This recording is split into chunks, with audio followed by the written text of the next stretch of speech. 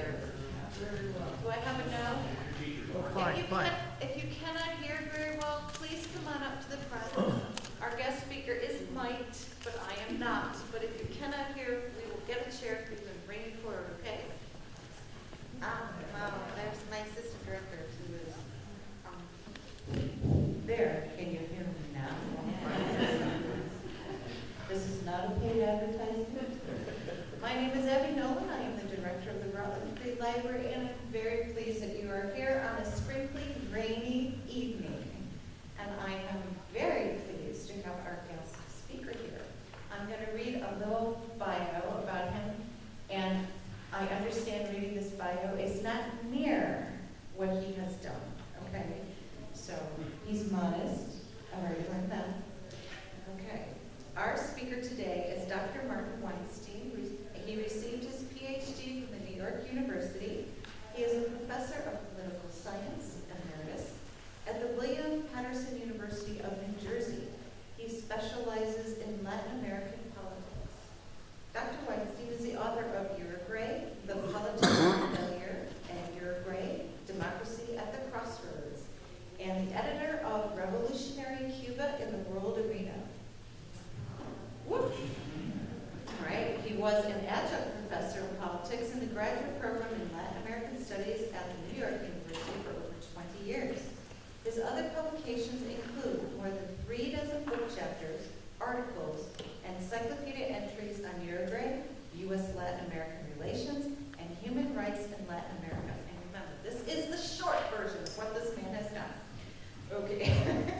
Dr. Weinstein testified as an expert witness before the House International Relations Committee in Washington, D.C. He worked on human rights campaigns with Amnesty International and serves on the board of directors of Reaching Youth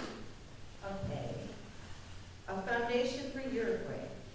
In the past few years, Dr. Weinstein has offered courses on Latin America, including one on Pope Francis last June, as part of the Osher Lifelong Learning Institute in the Berkshires and West Massachusetts. And there are many, many other things he has done. So he will speak for about an hour. Okay. And not that I'm pushy, and then we will take questions from you. So please give a warm welcome to Rutland.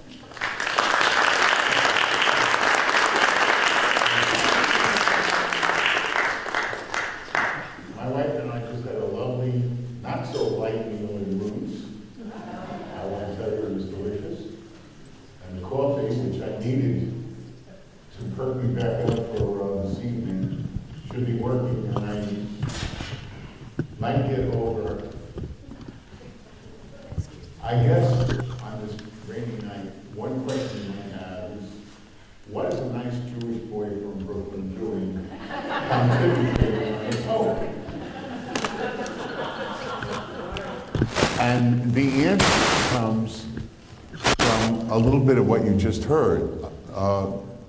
My wife and I have been living and traveling in Latin America for over 40 years and spent much of that time in Uruguay, which if you look at the map is right next door to Argentina.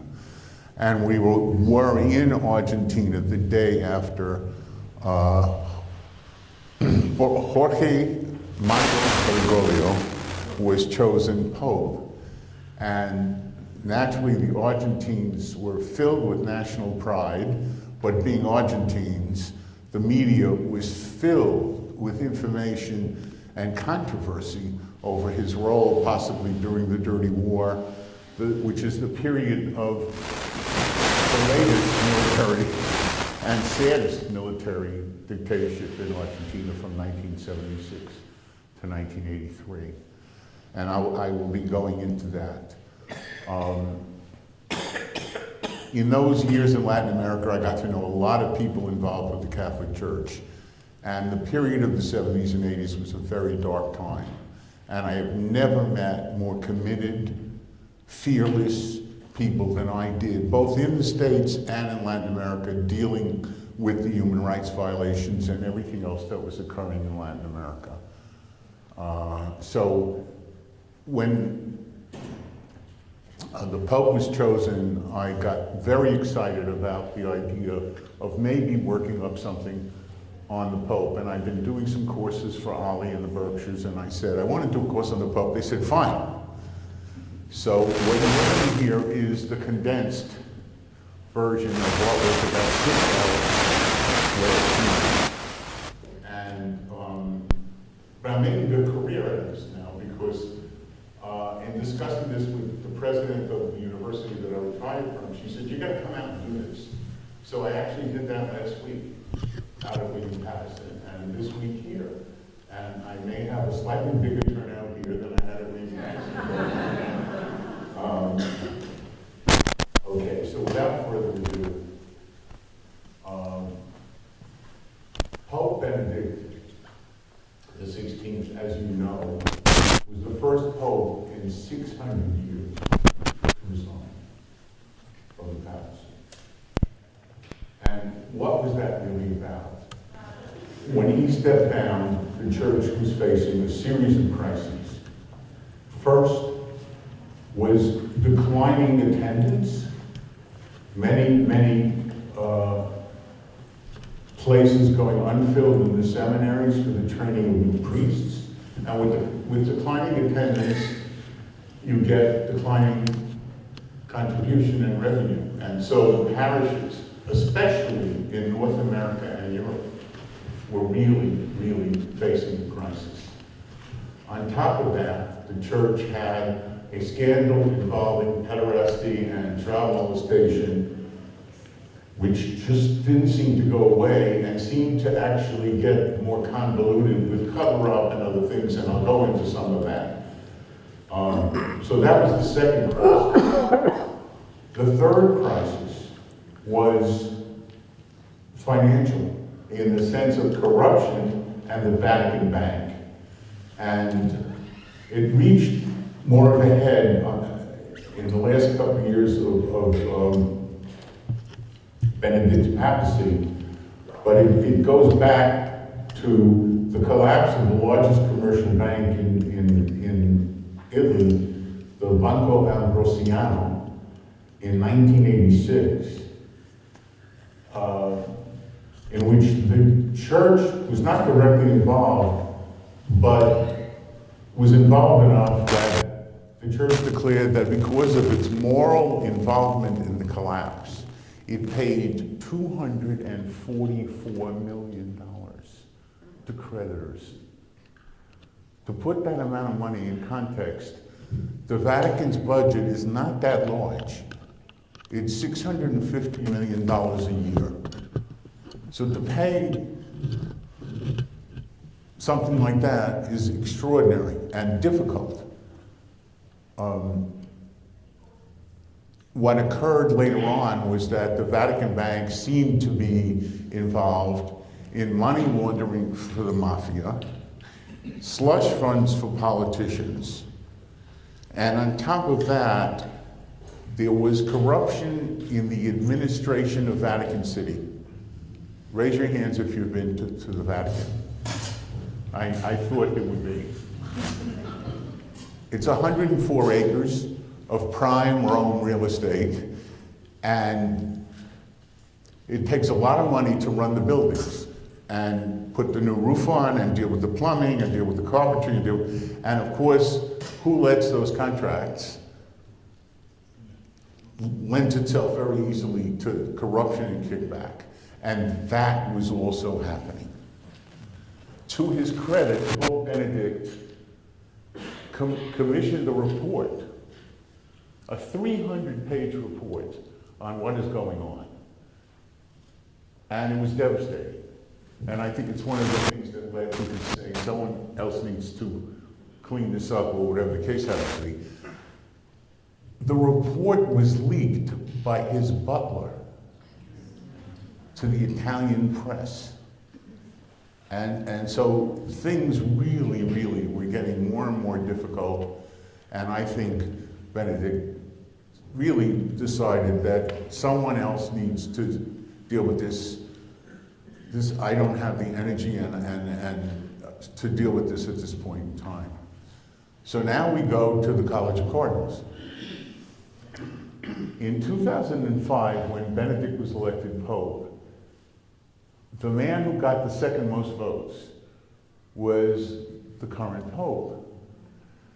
He got about 40 of the 115 or 117 votes that were cast. Now, the conclave in the Sistine Chapel is totally secret, but as we all know, there's no such thing as a total secret.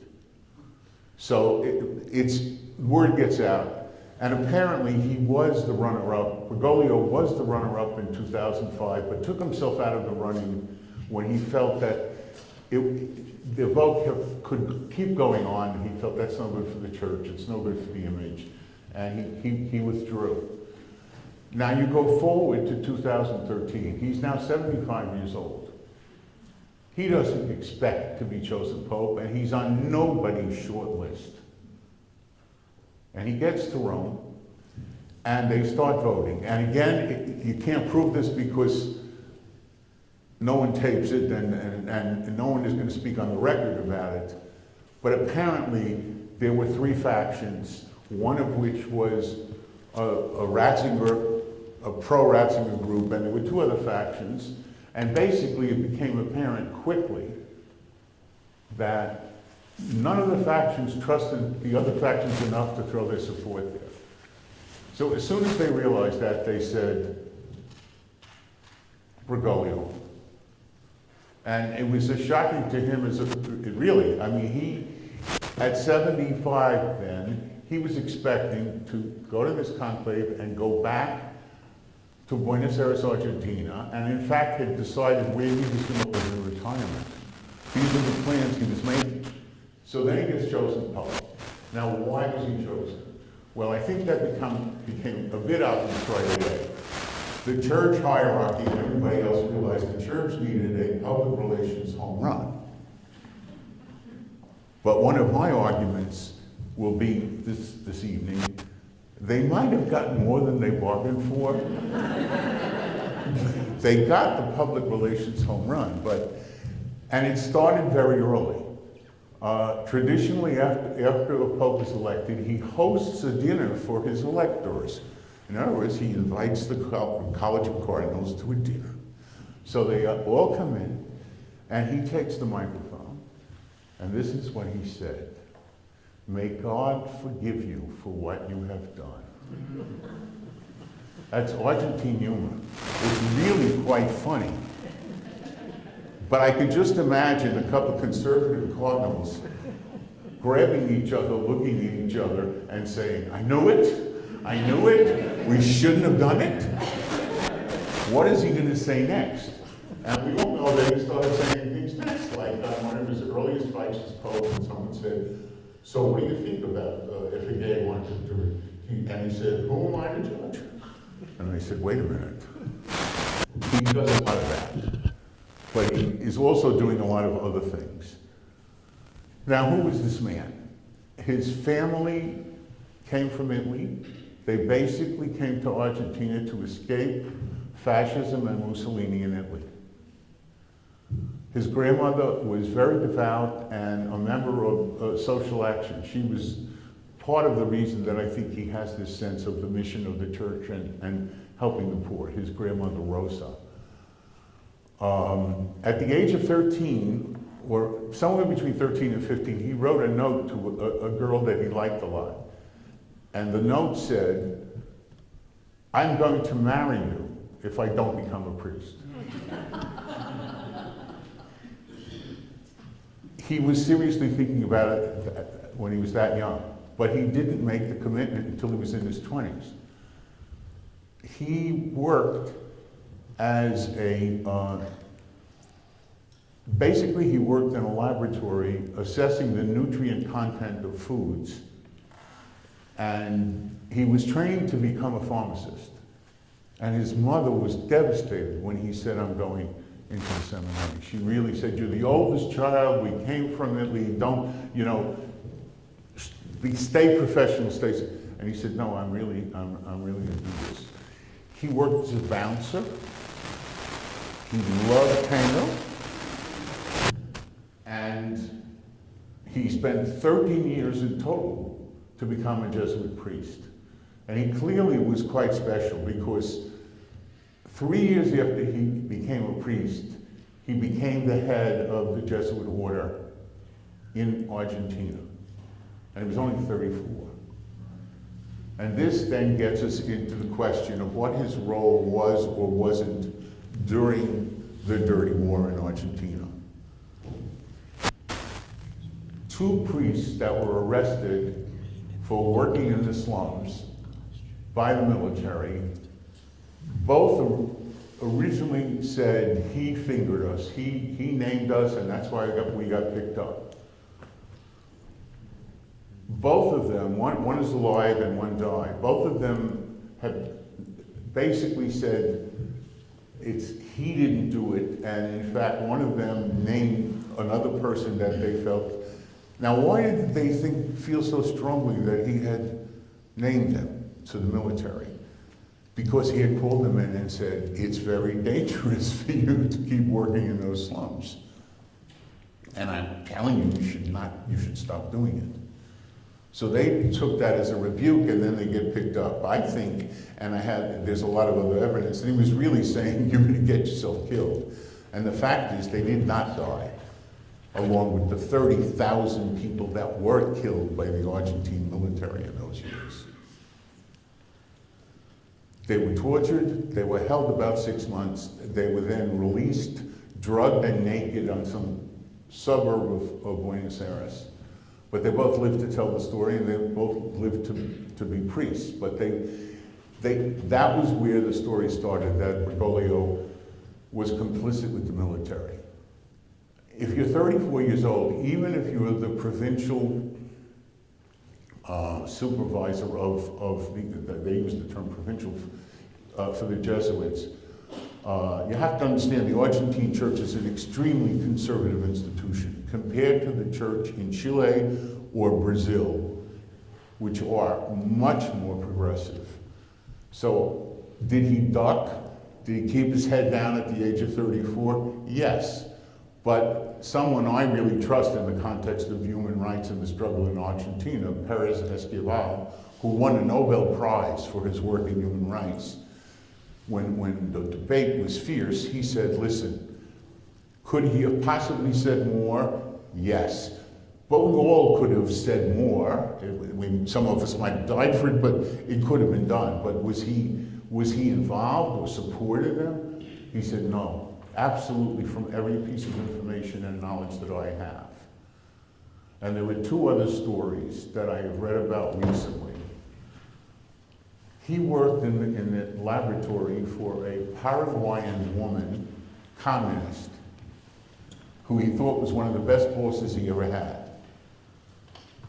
She was picked up and killed during the dictatorship.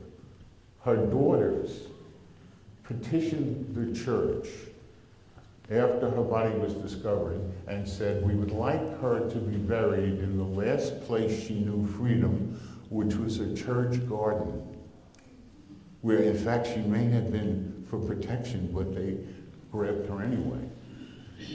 And it was granted.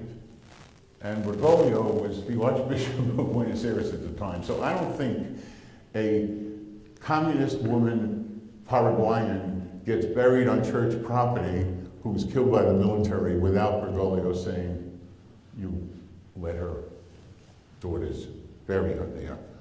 But a stronger testament to what he actually did do during the dictatorship comes from a woman named Alicia Oliveira, who was the first female criminal judge in Argentina. And she's a founder of one of the really great democracy and human rights think tanks in Argentina. And she became a personal friend of his. But when the military came into power, she knew she would probably get picked up. So she sent her children to France, because everybody knew that if you got picked up with the kids would be sold to somebody, or someone would adopt them, or God knows what would happen. Bergoglio, twice a week, picked her up and took her to the school where her oldest child, a Catholic school where her oldest child was, so that she could see her children. She also had an extensive collection of Marxist literature, which she knew would get her killed. If they came in and they saw the books, they would say, okay, she's a communist, and we'll torture her till we get all her contacts, and then we'll kill her. He took the books.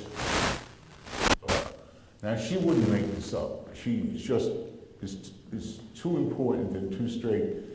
She also says that she personally witnessed Bergoglio giving his passport to a man who sort of resembled him and giving him clerical garb so that he could get out of Argentina. So, I mean, I go with those stories and that in terms of, yeah, was he careful? Sure, he was careful. He's 34, 36 years old, and the superiors in the church are all in favor of the dictatorship, believe me.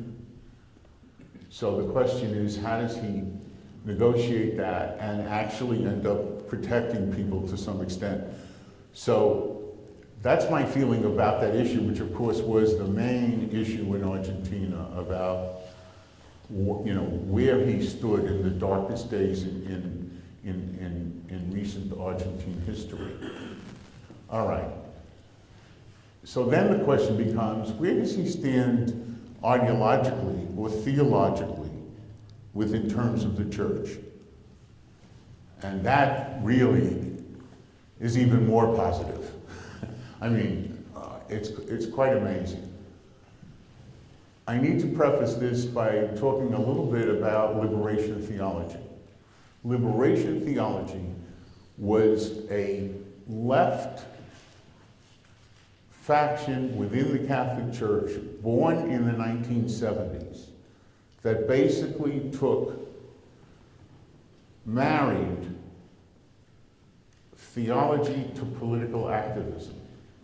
And this is the movement which has been adopted and talked about by several popes, some more negatively or whatever, but this is the movement that said, if you really take the gospel and Christ at his word, the church must exercise, and this is the language, a preferential option for the poor. Now, Bergoglio hints at this when he says things, I want a poor church serving the poor. It's that kind of language. But Bergoglio saw what liberation theology got to priests and nuns, including the Maryknoll order in Westchester County. It got him killed. It also put the church in a difficult position because the political activism that you needed to use in those dark days in El Salvador and Guatemala and Nicaragua was violence. You joined the guerrillas to try to overthrow these terrible, terrible regimes. The church got very scared about this for good reason, because it just, you know, it makes it very complicated. And for more conservative popes, including Benedict, they needed to silence this. And several of the writers and practitioners of liberation theology were moved to remote places, were told they could not speak publicly anymore, etc., etc. The father of liberation theology is a Peruvian-born priest named Gustavo Gutierrez, who became a long-term priest in the Dominican Republic. And I just found this out, it's amazing, and holds a chair in theology at the University of Notre Dame. Among the first people that Pope Francis invited to Rome to have dinner with him was Gustavo Gutierrez. Partly as a symbol of, you know what, don't play with the violence part, but I think the message and the doctrine is very interesting. Now, I played a game with what I'm about to do with you, but I'm not going to play the game. In the course of the Berkshires, I said, I read this and I said, now was this Elizabeth Warren, Fidel Castro, and I forget what the third name was going to be. It's actually Pope Francis in the most important thing he's written so far as Pope. He's not written an encyclical yet, but he's written what is called an apostolic exhortation. He wrote it in November of 2013, so he wrote it in about the 8th or 9th month of his papacy. And this is the only thing I'm going to read, but I just need to read to you, and we have the time. This is from Evangelii Gaudium, which is the joy of the gospel, his apostolic exhortation, November 2013. Just as the commandment, thou shalt not kill, sets a clear limit in order to safeguard the value of human life, today we must also have to say, thou shalt not, to an economy of exclusion and inequality. Such an economy kills. How can it be that it is not a news item when an elderly homeless person dies of exposure, but it is news when the stock market goes down 2 points? This is a case of exclusion. Can we continue to stand by when food is thrown away while people are starving? This is a case of inequality. Today, everything comes under the law of competition and the survival of the fittest, where the powerful feed upon the powerless. As a consequence, masses of people find themselves excluded and marginalized, without work, without possibilities, without any means of escape. Exclusion ultimately has to do with what it means to be a part of the society in which we live. Those excluded are no longer society's underside or its fringes or its disenfranchised. They are no longer even a part of it. The excluded are not the exploited, but the outcast, the leftovers. He's just warming up. I'm going to need 2 more paragraphs. While the earnings of the minority are growing exponentially, so too is the gap separating the majority from the prosperity enjoyed by those happy few. This imbalance is the result of ideologies which defend the absolute autonomy of the marketplace and financial speculation. Consequently, they reject the rights of states charged with vigilance for the common good to exercise any form of control. A new tyranny is thus born, invisible and often virtual, which unilaterally and relentlessly imposes its own laws and rules. Debt and the accumulation of interest also make it difficult for countries to realize the potential of their own economies.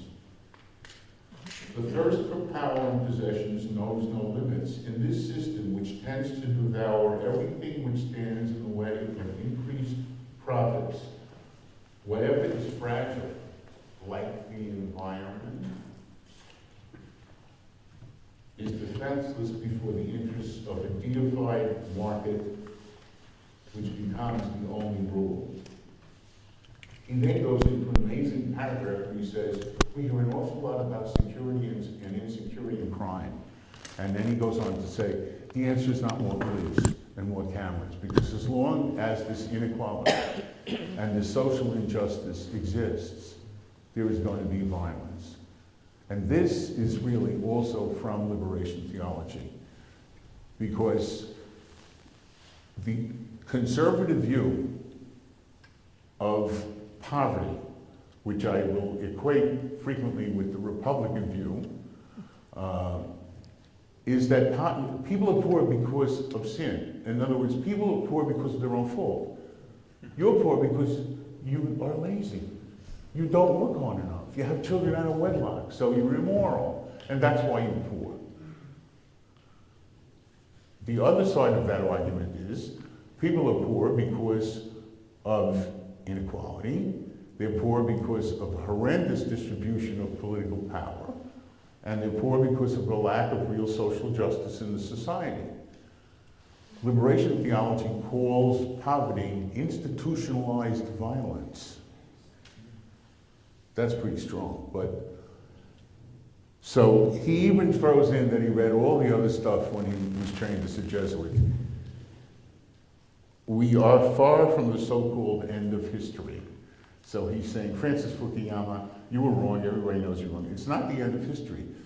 Conflict will continue in the world, but the reason is social injustice and unequal distribution of power, et cetera, et cetera. So now, who read this? Very few of us read this. I fortunately was looking at stuff, and this is not the whole thing, but it's pieces of it. But Rush Limbaugh read it.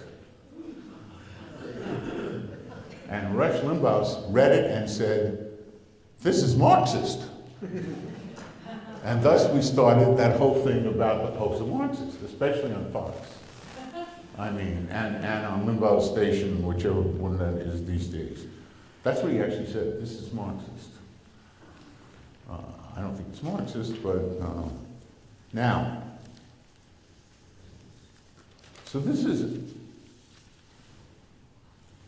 a very interesting man. Now, to the credit, other popes have written stuff which talks about injustice, et cetera, et cetera, et cetera. But there's a difference between talking the talk and walking the walk. People who knew Bergoglio in Argentina, and of course there was this magnificent residence near the main cathedral. They walked into the main room of the residence and they said it was covered with food products and other stuff that he was delivering in poor neighborhoods. He used to go out, even as Archbishop. I don't know if he did it by the time he became cardinal, which was about 2002, to slums in Buenos Aires where the police don't even go, to talk to people, et cetera, et cetera. He has never used a computer. He does not email. I'm sure there are staff now who are doing some of that for him, but he calls people. And he's notorious for calling old friends in Buenos Aires. You know, out of the blue saying, hi, it's Jorge. And saying, listen, blah, blah, blah, blah, blah, blah, whatever. So it's now, what is he up against? Well, he's up against a bureaucracy in Rome, which is called the Curia, which is basically the bureaucracy that runs the Vatican and runs the Holy See. And what can he do about it? Well, you know, bureaucracy, this is one of the things they say in the bureaucracy in Rome, in the Curia. Popes come and popes go, and we're always still here. Like most bureaucracies, right? I mean, it's the nature of institutions. Well, he started moving people around, big time. And some of it was, what do I do with the Vatican Bank? This is really bad. We have the reports, we know what's happened here. Who was the overseers of the bank? 5 Italians.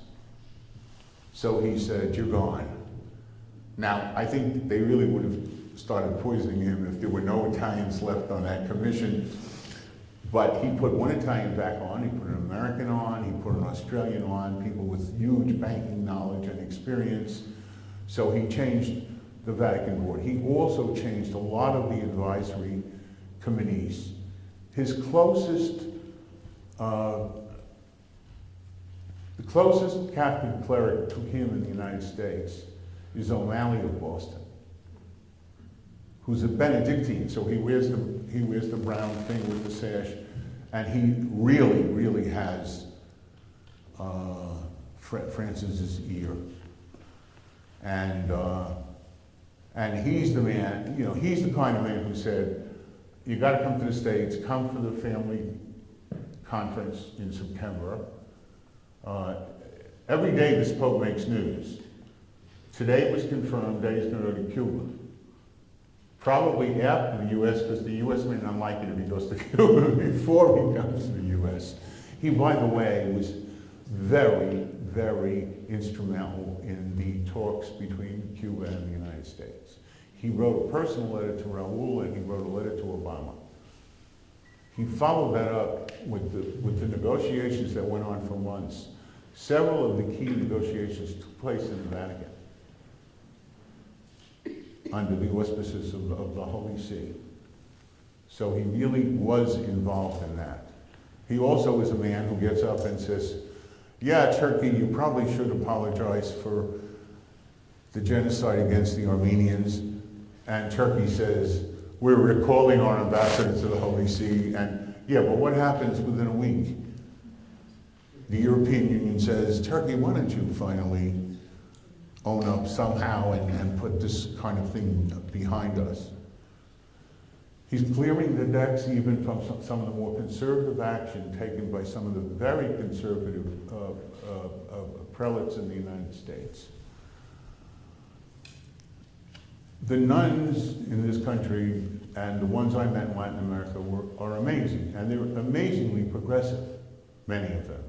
Well, 3 years ago, under Benedict, the Leadership Conference of Women Religious, which is the governing body of all the nuns in the United States, was intervened by the Vatican.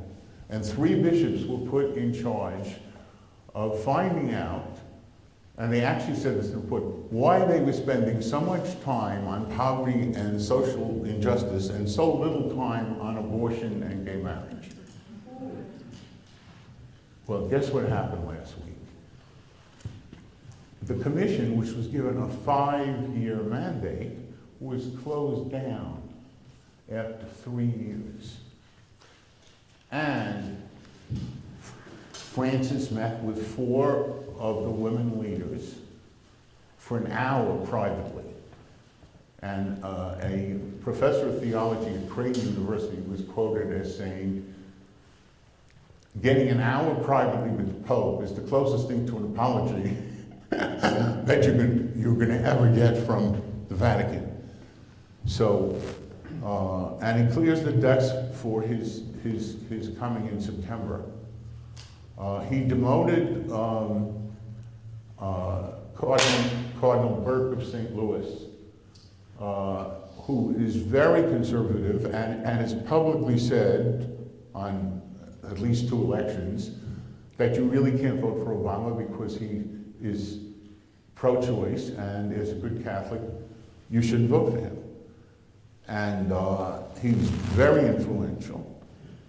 And he was taken off some commissions. And so he, you know, what do you do with a bureaucracy? You try to move people around. You try to change the pieces on the chessboard to some extent. He's in office 2 years now. Now, a lot of people got disturbed, and he made a statement about a month ago. I think I'm going to have a short papacy. I don't know why, but I have this feeling. Well, he's 77, but he's not in bad health. He lost part of a lung as a young man when he had a very serious pneumonia, and they were forced to cut out one of the lobes on one of his lungs. It was the reason that he never did any service in third world areas because he didn't have the health stamina to be put in the jungle somewhere or whatever. And he served almost his whole time in Argentina. I think he was somewhere in Europe also studying at some point, but he's almost exclusively been in Argentina almost his whole career. He admits, by the way, that as the provincial superior of the Jesuits at 34 years of age, he really was too high-handed and a bit authoritarian, and that it came back to bite him because they shipped him off to Cordoba, Argentina for a few years because he really had rubbed some people the wrong way. But clearly he was on a fast track in so many ways, which has to do clearly with both language skills and intellectual skills. and a sense that he was really special and really committed. I just think that it had to be some of that in order for him to have risen to where he's risen.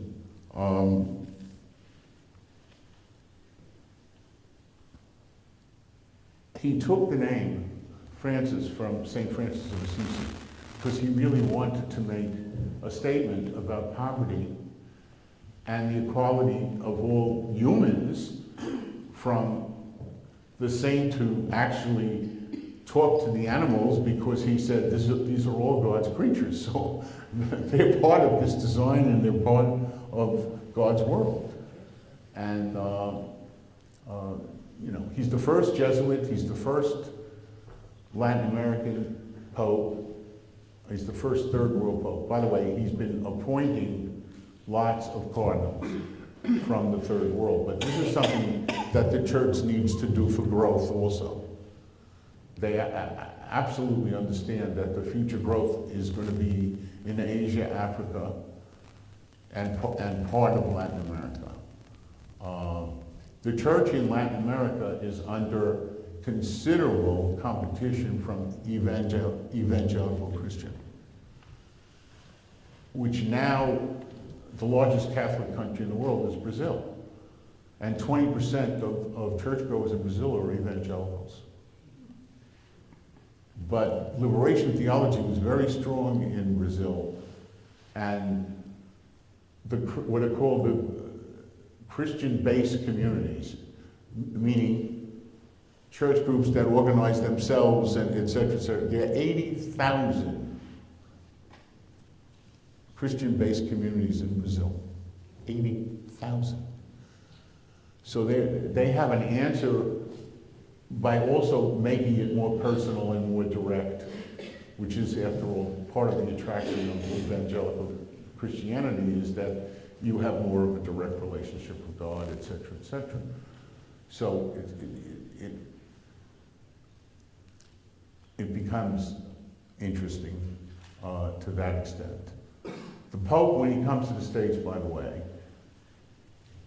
will meet with Obama, may give a speech before a joint session of Congress, will be with the enormous Families Council Convention in Philadelphia, will come to New York, is going to say Mass somewhere, will go to Ground Zero, and will give a speech to the UN. All in 4 hours and 27, in about 3 or 4 days, and then he's going to probably go to Cuba right after that for 2 days, or I don't know what. So that in and of itself is an interesting agenda, and I think he'll make news. He'll find a way to make a statement to somebody that people will say, "Would you repeat that?"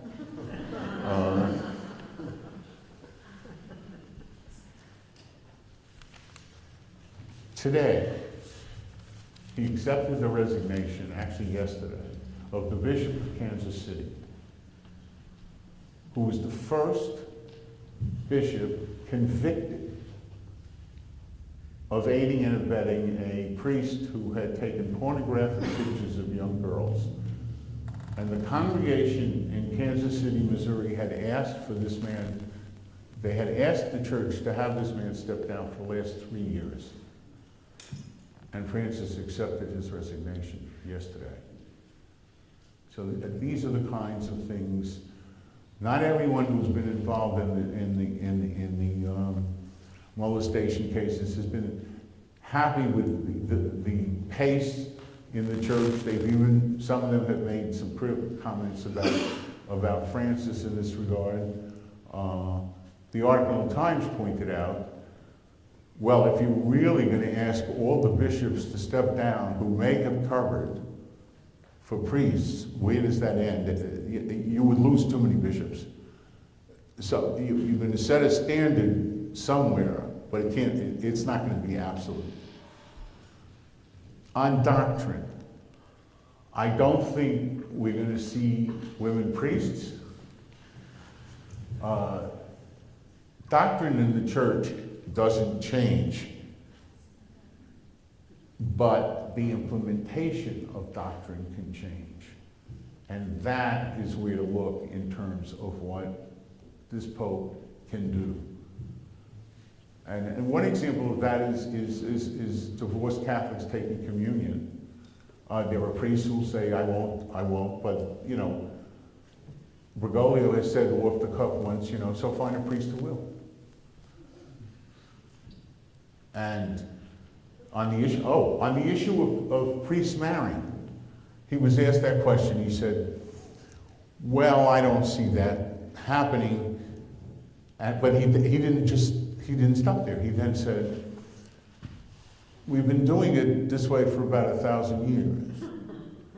Of course, before that, they did marry, so I don't know, maybe sometime. And El Diario in New York has a full-page picture the next day of a priest with a wedding band, you know, a married priest. And so this is the power of him, of this Pope, to get conversation started, to get dialogue started, to have people start thinking about this, much more so. And I think that is very, very important. But, you know, doctrine is doctrine.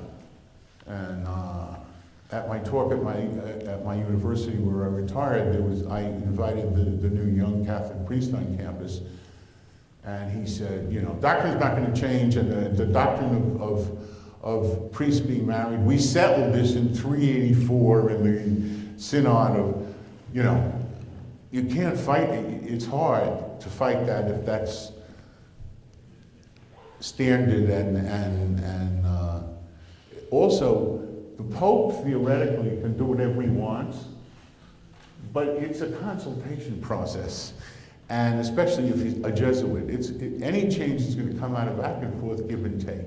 We have a good example of backtracking. I'm not saying it's what Pope Francis wanted to do. There was a synod of bishops late last year, and the language in the preliminary report on the acceptance of gays, etc., was very progressive. And it got changed before the final document, because some more conservative bishops pushed back. And, you know, for whatever the reasons, the Pope said, this is not the time I can fight this through. We'll push it back and we'll move it, or not move it in some other direction. So who else has he taken on? Well, he's taken on the mafia. And he's twice said, you really should not take communion, and in fact, you should be excommunicated if you were a member of that organization. He said this once in Naples, which is not a very healthy place to speak about the mafia and its godlessness. He recently talked about the immigrants from North Africa dying in the sea and said, come on, the Europeans, you know, someone has to do something about this. We can't have hundreds of people dying every week because boats capsize, et cetera, et cetera. So he is willing to speak out on issues, absolutely.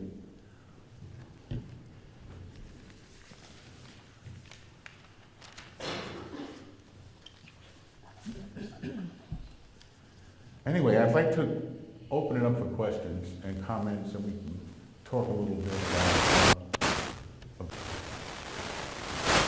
Yes. You mentioned he was very friendly with the O'Malley in Boston. A cardinal. What is his politics? Very liberal. The politics of Cardinal O'Malley in Boston. I shouldn't say very liberal. I haven't studied O'Malley enough to know, but after all, O'Malley is there after Cardinal Law. And I had 3 ex-nuns in the course of the Berkshires who gave us an earful about Cardinal Law, because he was involved in covering up a lot of pederasty in Boston.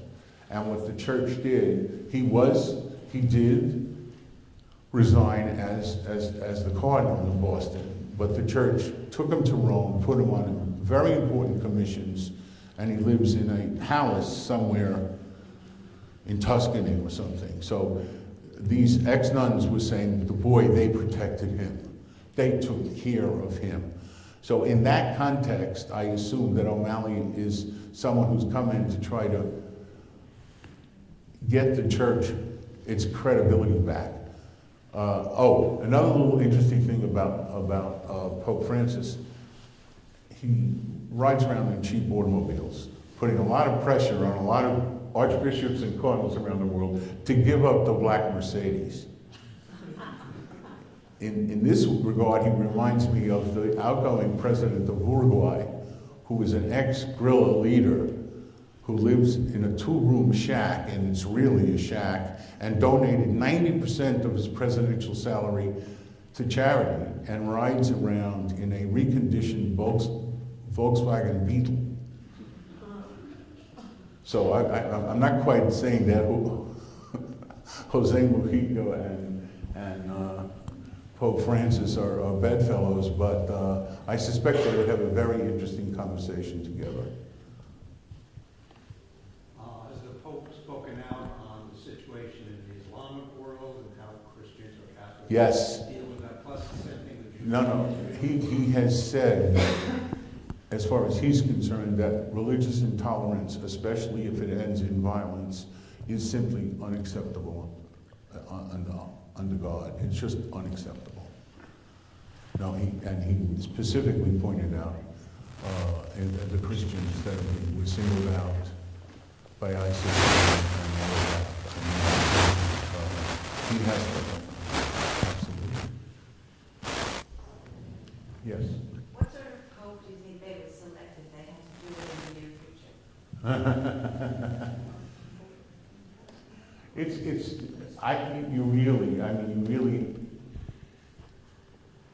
The only way to really have a sense of that is to be one of the reporters who lives in Rome and is in the Vatican all the time. We were in Rome, my wife and I were in Rome a year ago, this month, in May. And what we did notice was priests were walking around with their heads held high. And the American priests were like euphoric. I mean, they really were jaunty and wherever you saw them on the streets. And so I don't know. I think with the appointment of a lot of third world cardinals, there's a possibility that the church would again pick someone from outside of Europe. But where they would stand ideologically partly depends, a lot of this will depend on how long he really is in office. I mean, if he's in office a long time and changes at least application of doctrine, you may have a bit of a reaction to that. And it's not that they would appoint lots of conservative, but institutions have a tendency to move back and forth a little, especially if they think they've overshot in one direction. I don't think they've overshot at all at this point, but I think it depends on how long his papacy really lasts. So no buyer's remorse yet? I'm sorry? No buyer's remorse yet? Oh, no, except for that crap about may God forgive you for what you've done. No, but apparently he's done this on other occasions, where the standard thing is to have an invocation or ask everyone to follow him in a prayer for guidance, and he usually makes an editorial comment. And then, so,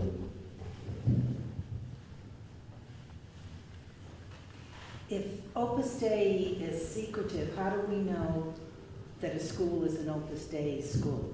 because they do take credit for, charity and work and good deeds, so that,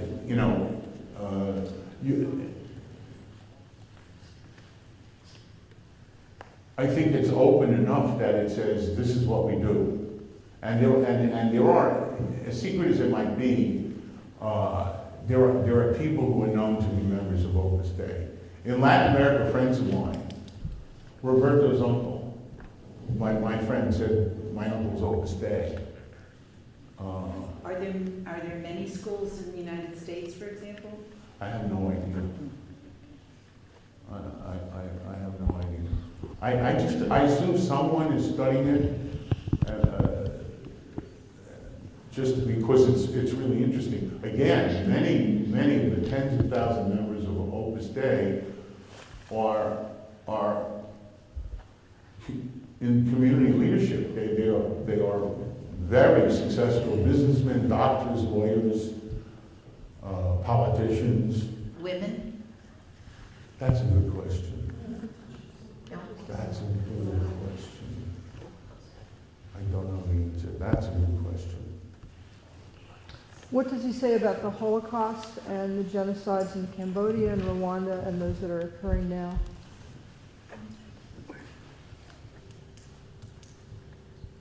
I can't give you specifics on those. I can give you specifics on the two bombings in Argentina in the 90s, one of which killed 85 and wounded over 200 people, and the other which killed about 22 members of the Israeli embassy. Bergoglio was one of the first religious or secular leaders to condemn this when it happened. And he, not on this subject, but he has a very close friend in Buenos Aires who's a rabbi, Rabbi Skorka, S-K-O-R-K-A. They wrote a book together called On Heaven and Earth. He was very outspoken about the killings in Argentina, and no, I believe he's sincerely a man who believes that violence is just wrong, and especially violence that is carried out in the name of an ideology, and especially religious ideology, is just wrong. I'm really waiting but it's going to be interesting to see what the real subject of his encyclical will be and where the focus might be. I assume he and his staff are working on something. By the way, you know that he lives in a hotel on the Vatican grounds and not in a papal apartment. And the standard reason for this is, of course, well, he doesn't like the trappings, so he decided it's better to be in the apartment. He's smarter than that also. He's in an apartment which is 2 rooms. So he's not surrounded by the bureaucracy and these retainers inside the papal apartment that control the agenda and control his every move. He handwrites his agenda every day. And frequently, most of the staff doesn't see it until he gives it to them. Now, that's within the context of if the Prime Minister of Belgium is coming at 2 o'clock, they've told him that he's got to be there at 2 o'clock. But he basically decides the rest of it. So he's really trying everything to try to not be trapped by the bureaucracy. And I think that's also quite smart. It also may be dangerous, but I mean,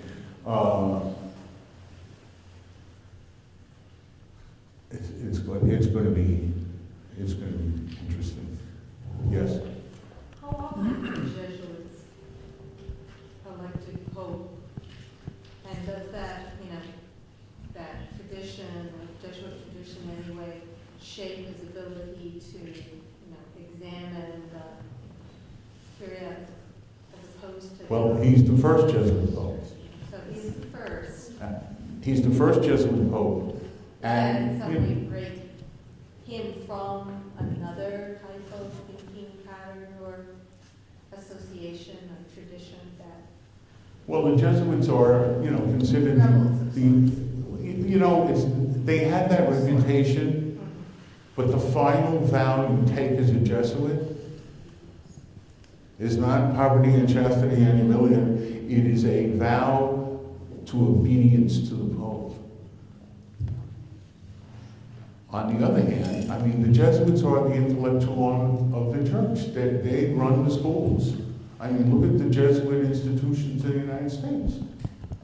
It's an amazing list of universities and colleges. So, but there's a lot of firsts with him. I'm surprised that they had never picked a Jesuit before. Maybe I shouldn't be surprised. No, I shouldn't be surprised, but I'm an academic, so I think, if you have this intellectual talent, at some point you decide, let's tap it, and let's run with it for a while. Yes? If he does address the joint session of Congress, how well do you think it will be received by the members of Congress? Oh, no, I assume it will be unbelievably popular and respectful. And he is going to make, I would assume, a pretty powerful speech. He's not going to lose this opportunity at the UN or in Washington to send a message about the church and what he believes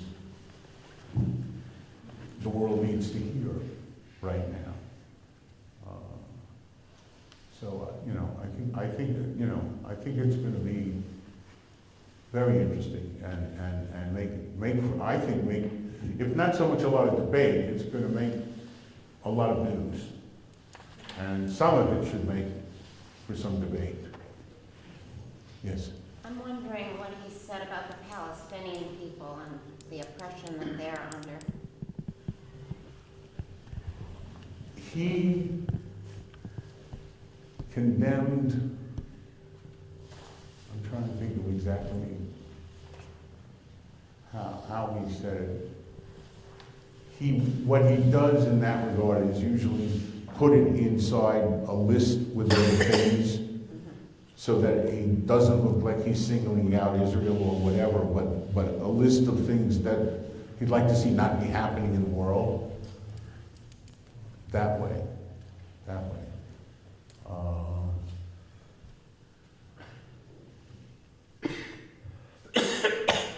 He met a lot of Jews growing up in Argentina. Buenos Aires has one of the largest Jewish populations in the world. It's down a lot from where it was, mostly because of the military dictatorship in Argentina having crash, come back, crash, come back, crash, come back. But at the time he was growing up, and at the time he became a priest, there were 500,000 Jews in Argentina, most of them in Buenos Aires province. So, he undoubtedly, I don't know, personally what, but he does have this very special relationship with this one rabbi. And they've collaborated on a lot of things in Argentina, on interfaith things, et cetera, et cetera. And speaking out against the bombing, and the second bombing, and asking that it be uncovered, in Argentina this is sensitive, because clearly, even if it was Hezbollah through Iran that actually put the bomb there, it couldn't have happened without the complicity of some of the security forces in Argentina. And everybody knows this. And then the cover-ups involve a very, very politicized judiciary. And I don't know if you follow these things, but the prosecutor who was in charge of this case, of course, died under very mysterious circumstances. Niesmann,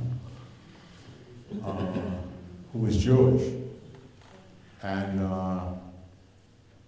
which has led to all sorts of recriminations and even more headaches for Cristina Kirchner, the president of Argentina.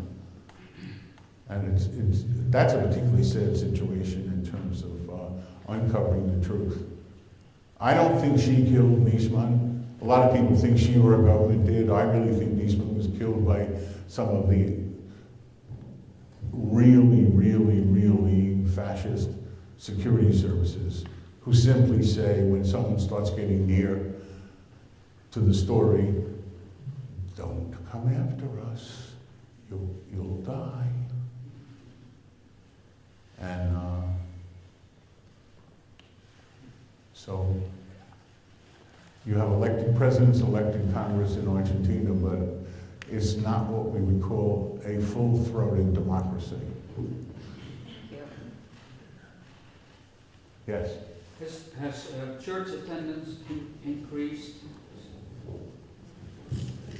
Church attendance has increased around the world. The number of young men going into the seminaries to become priests has gone up substantially since he became pope. There is no question that there has been a very positive change in the perception of the church. And that's what I said. Whether they trusted him or didn't, and gave him their vote, and for the public relations home run, that they got.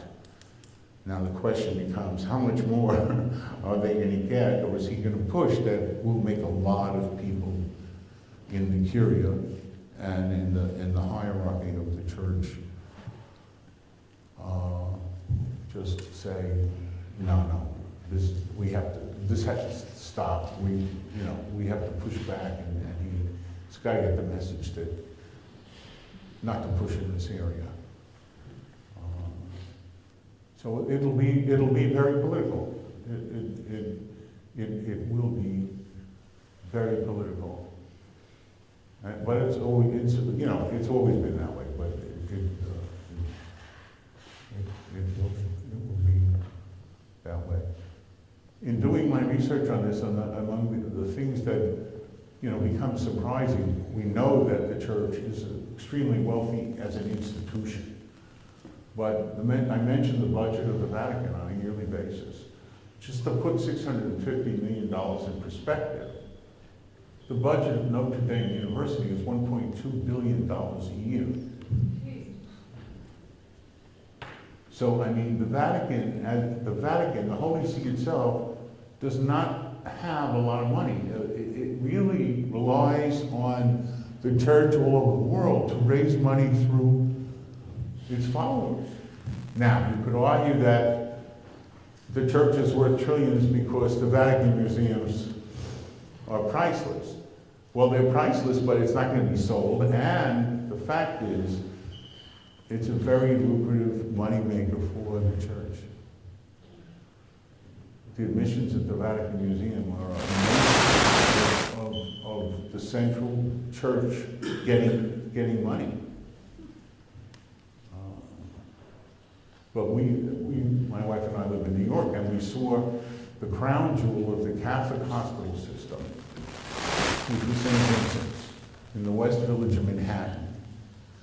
Every time one of the other Catholic hospitals got in trouble, they could always put more mortgage on St. Vincent's because the property, the buildings in the West Village were so valuable. So they crushed St. Vincent's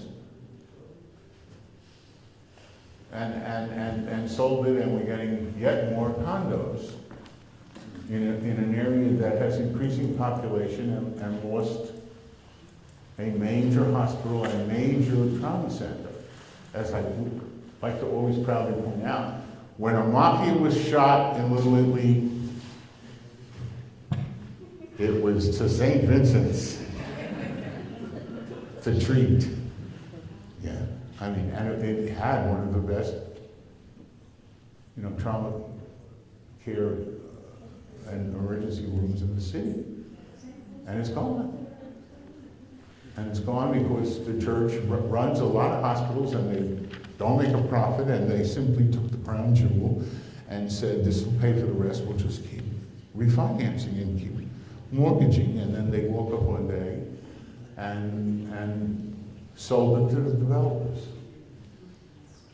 That's sad. That's really sad.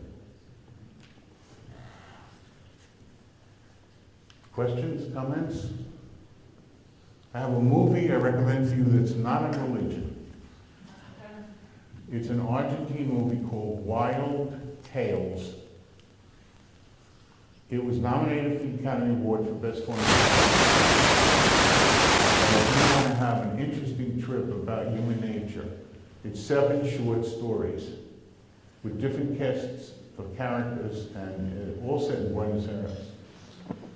But it's one of the most inventive movies you can see. And it'll come up in some form. I mean, it's in some art theaters on Netflix or whatever, and it's worth your time. It's worth your time. Anyway, I hope this was worth your time on this evening. It was really been a pleasure to be here. Thank you.